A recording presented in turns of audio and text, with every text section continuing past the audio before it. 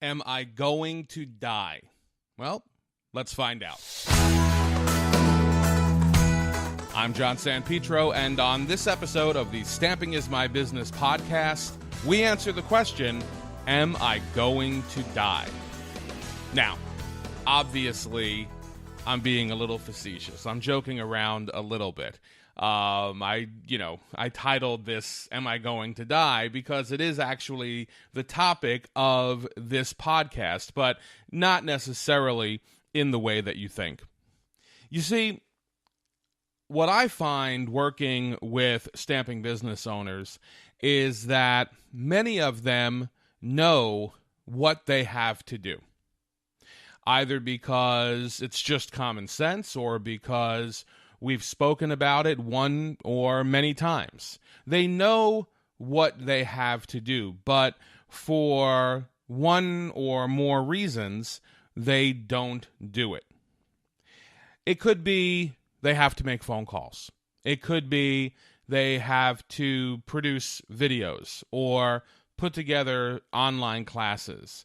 It could be they have to set boundaries in their homes. It could be they have to set boundaries with their customers or their downline.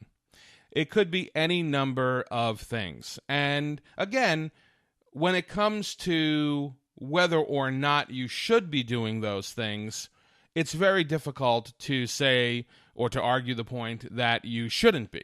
You absolutely should be. It's just common sense. So it begs the question, why are so many stamping business owners not doing some or all of those things? And wouldn't their businesses be in a better position if they did? Well, yeah, of course those businesses would be in a better position. The reason that they're not doing them, though, is because they're afraid to do them. They're afraid to make the phone calls. They're afraid to put themselves on video or do online classes. They're afraid to set boundaries. They're afraid to tell their family or their customers or their downline what needs to happen in order for the stamping business owner to thrive. They're afraid. And more often than not, the fear is based on lack of experience. When you don't have any real-time experience doing something, when you just start to think about what might happen if you do something, human nature is such that we automatically go to the negative. We automatically think about the bad things that are going to happen when we make phone calls or when we put ourselves out there on video or when we set those boundaries or any number of other things that we should be doing to build a successful and efficiently profitable business. We're just afraid because that's where our brains take us. And so what I often suggest is when you're in that position, when fear is stopping you from doing something that you know you should be doing, that's when it's time to ask the question, am I going to die? If I make these phone calls, am I going to die? If I put myself on video, am I going to die? If I set these boundaries for my business with various groups, am I going to die? If I do any number of other things I know that I should be doing for my business to build a thriving, successful business, am I going to die? If the worst possible thing happens when I do any of those things, am I going to die? Is it going to kill me? And the answer is no. Because really, there's nothing that I can think of in your stamping business or in my coaching business that would actually kill me if I did it and it didn't go well. And sometimes you need to ask those extreme questions. When you ask extreme questions, it cuts through all of the silly stuff. It clears the fog. It clears the fog. You know, in relationship therapy, a lot of people will ask when, people are complaining, when couples are complaining about problems, just to put it into perspective, the counselor will ask something like, well, if your partner died tomorrow, would this still be as important to you?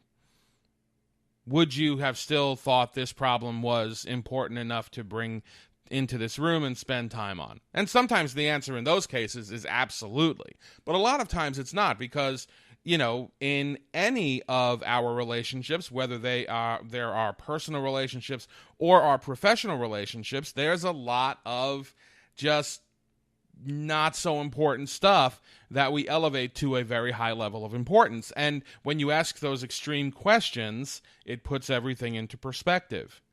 So in your business, when you're afraid to do something, when you ask a question like, well, am I going to die if I do this and it goes wrong? It kind of puts it into perspective. Will I live to run my business another day if it goes wrong? Yeah. Am I going to die? Of course not. Is the upside of what I'm thinking about doing, is the upside of what I'm afraid to do bigger than the downside? Is there a bigger upside to making phone calls than there is a downside? Is there a bigger upside to setting boundaries with my customers and my downline and my family than there's a downside? Is there a bigger upside to doing videos and doing online classes than there is a downside? Yes. Yes to all of those things. Of course, there's a bigger upside than there is a downside. Especially if you know that the downside is not death. Especially if you know that the downside is not only not going to kill you, but it's also not going to create a situation where you can't run your business the next day. Now, I'm not saying that everybody needs to ask this particular question. Some of you look at phone calls and just do them. Some of you look at boundary setting or anything else I've talked about or haven't talked about, and you just do it. And if that's who you are, great. But I think that the majority of stamping business owners out there, the majority of people out there, will let fear stop them from doing things that on some level they absolutely know they should be doing. And if that person is you, even if it's just for one particular thing that you know you should be doing, but you're not doing it because you're afraid, I want you to honestly stop, think about that thing, and ask yourself, am I going to die if I do this thing and it doesn't go well? I would be very surprised, very surprised, if the answer to that question is yes, I am going to die. No, you're not. You're not. And if the answer is no, I'm not going to die, this will not kill me, this won't even stop me from continuing my business, then guys, just go for it. Go for it and bank on the fact that the upside is going to be achieved rather than the downside. Bank on the fact that the upside is greater than the downside. And when you do that, when you put perspective onto a situation, when you put fear in its rightful place, watch how quickly your business transforms into one that is effective, efficient, profitable, and a whole lot more fun. If you enjoyed this episode of the Stamping is My Business podcast, please feel free to like it, share it, subscribe to it, and listen to more.